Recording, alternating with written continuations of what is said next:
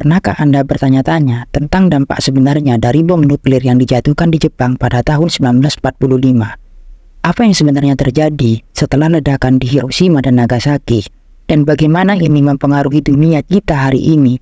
Mari kita telusuri bersama.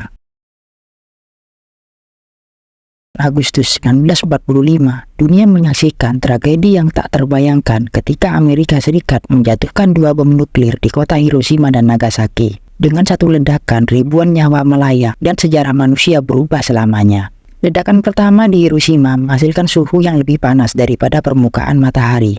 Sekitar 140.000 orang tewas dalam waktu singkat. Banyak di antaranya adalah wanita dan anak-anak. Akibatnya, kota itu hancur menjadi lautan puing-puing dan api. Di Nagasaki, ledakan kedua membunuh sekitar 74.000 orang. Namun, kerusakan tidak hanya terhenti di sana. Korban selamat yang dikenal dengan Hibakusha mengalami dampak jangka panjang akibat radiasi. Mereka menghadapi kanker, penyakit kronis, dan stigma sosial. Keterasingan ini menciptakan rasa trauma yang berlangsung hingga generasi berikutnya. Kita tidak bisa melupakan dampak global dari peristiwa ini. Penjatuhan bom nuklir mempercepat akhir Perang Dunia Kedua, tetapi juga memicu perlombaan senjata nuklir selama Perang Dingin. Dengan teknologi baru ini, negara-negara mulai menyadari bahwa kekuatan militer tidak hanya diukur dari jumlah tentara, tetapi juga dari potensi kehancuran yang bisa ditimbulkan. Namun, di balik tragedi ini, ada banyak teori konspirasi yang menarik perhatian. Apakah penjatuhan bom tersebut benar-benar diperlukan atau ada agenda tersembunyi di baliknya? Mari kita gali lebih dalam. Banyak orang mempertanyakan motivasi di balik penjatuhan bom nuklir ini. Apakah itu hanya untuk mengakhiri perang atau ada tujuan lain yang lebih besar?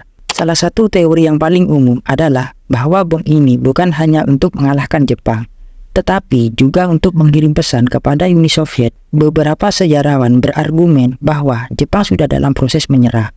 Namun, Amerika ingin menunjukkan kekuatan nuklirnya untuk mengintimidasi musuh di masa depan.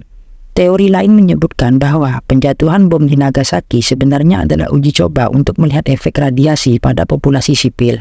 Amerika dianggap menggunakan Jepang sebagai laboratorium uji coba untuk senjata baru ini. Pendukung teori ini berpendapat bahwa dampak psikologis dari penggunaan bom atom lebih besar daripada dampak fisiknya.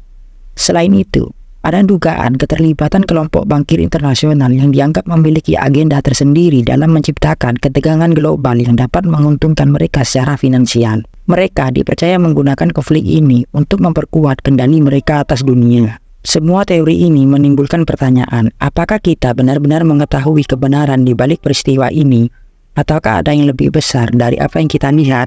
Semua teori ini menimbulkan pertanyaan, apakah kita benar-benar mengetahui kebenaran di balik peristiwa ini, ataukah ada yang lebih besar dari apa yang kita lihat? Dampak nuklir di Jepang bukan hanya sekedar catatan sejarah, tetapi juga pelajaran berharga tentang kekuatan dan konsekuensi dari teknologi. Di balik tragedi tersebut, berbagai teori konspirasi muncul, menunjukkan bahwa kebenaran seringkali lebih kompleks daripada yang terlihat. Jika Anda tertarik untuk mengetahui lebih banyak tentang teori konspirasi atau ingin mendalami lebih jauh tentang sejarah, jangan lupa untuk like, subscribe, dan aktifkan notifikasi. Bagikan pendapat Anda di kolom komentar tentang apa yang Anda pikirkan mengenai dampak nuklir dan teori konspirasi ini. Sampai jumpa di video selanjutnya.